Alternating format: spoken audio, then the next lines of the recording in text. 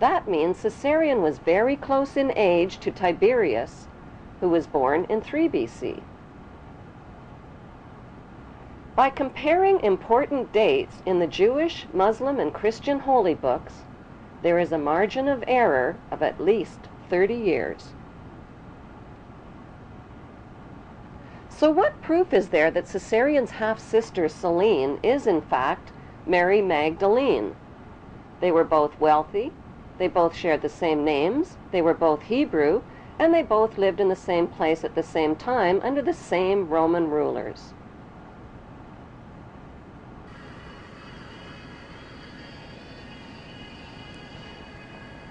The most convincing proof lies in a famous New York statue. The Statue of Liberty was financed, built, and delivered to New York Harbor as a gift from the French Grand Orient Temple Masons in 1886, with a commemorative plaque for all to see. The statue has nothing whatsoever to do with liberty. Its designer was French Freemason Frederick Auguste Bartholdi, who traveled extensively throughout Egypt. Bartholdi was silent about who the woman was that served as his inspiration for the statue, but there is only one woman whose face closely matches the uniquely masculine features of the Statue of Liberty, Caesarion's half-sister Selene. Bartholdi used the ancient busts and minted coins of Cleopatra Selene as his models in designing the Statue of Liberty. By comparing a digitized photograph of the Statue of Liberty with a bust of Cleopatra Selene, the matching identity of Mary Magdalene and Selene becomes clear. The lips, the mouth, the sharp jaw, the thick neck, the protruding ears, the prominent nose, and the masculine features are a close match.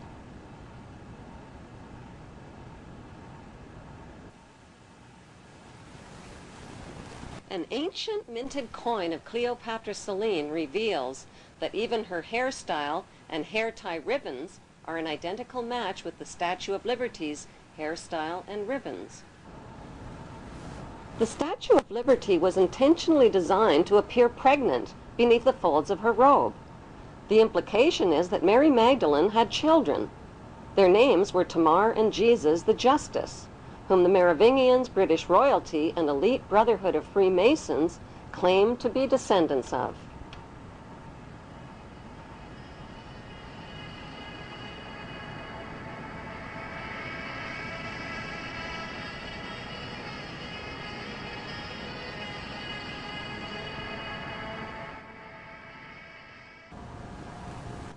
With the blur of confusing Judases, Thomases, Jameses, Marys, and Josephs found in the Bible, many researchers have been challenged by the Bible's name game and its who's who mysteries.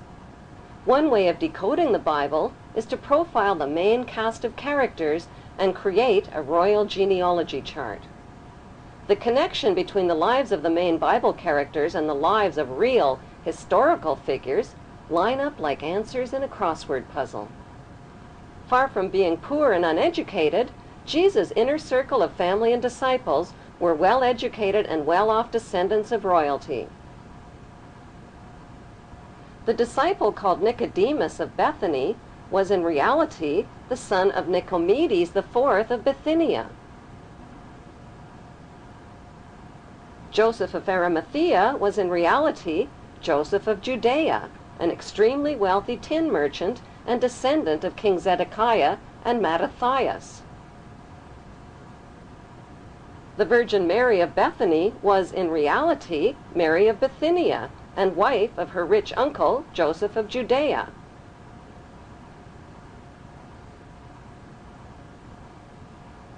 Mary Magdalene, Jesus of Nazareth, Thomas, and James were the wealthy royal offspring of Hebrew-Egyptian Ptolemy queen Cleopatra VII.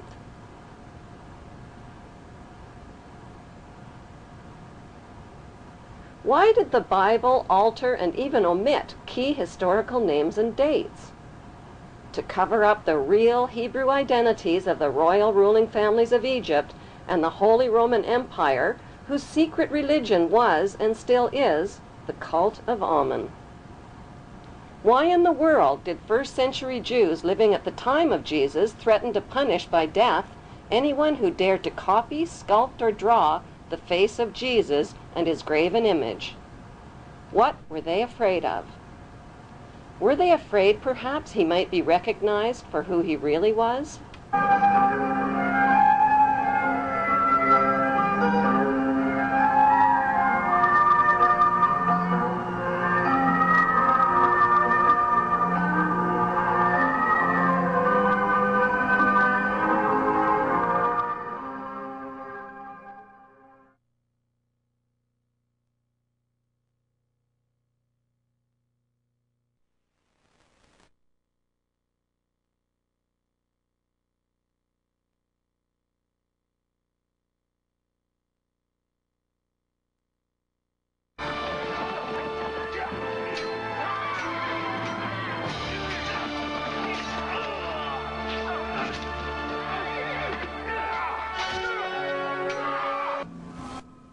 After the crucifixion, a Jewish rebellion against Roman rule broke out in Jerusalem.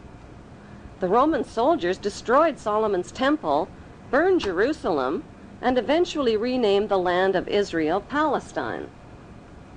The Hebrew tribes dispersed from the land of Israel and joined together into a ferocious force of brutal seafaring warriors.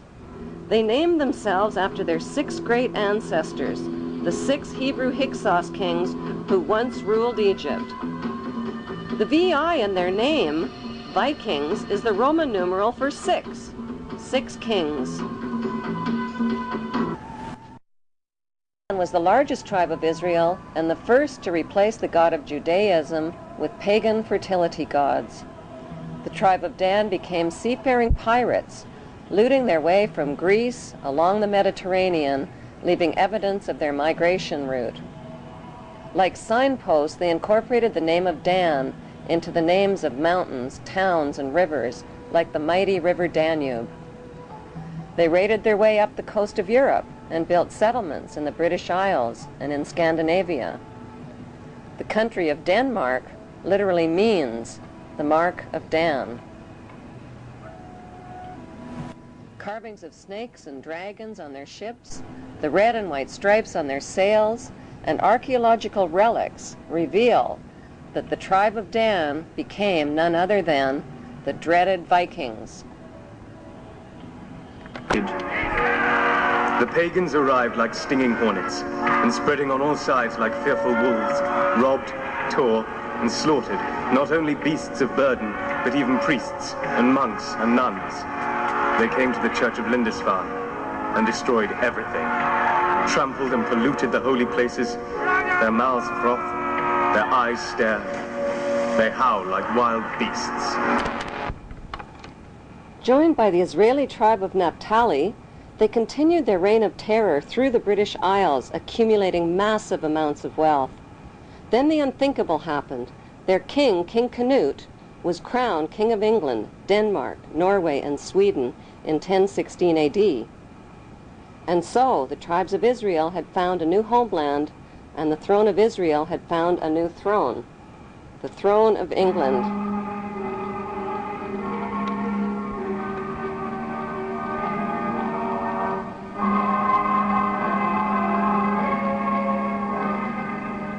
Danish royalty from the tribe of Dan intermarried and became related to almost all of the monarchies of Europe, including Queen Elizabeth of England.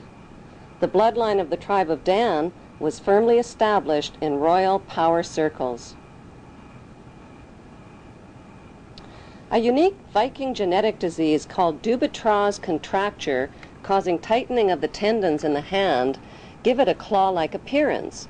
U.S. President Ronald Reagan and British Prime Minister Margaret Thatcher contracted the Viking genetic disease and are believed to be descendants of the Vikings, and thus descendants of the tribe of Dan.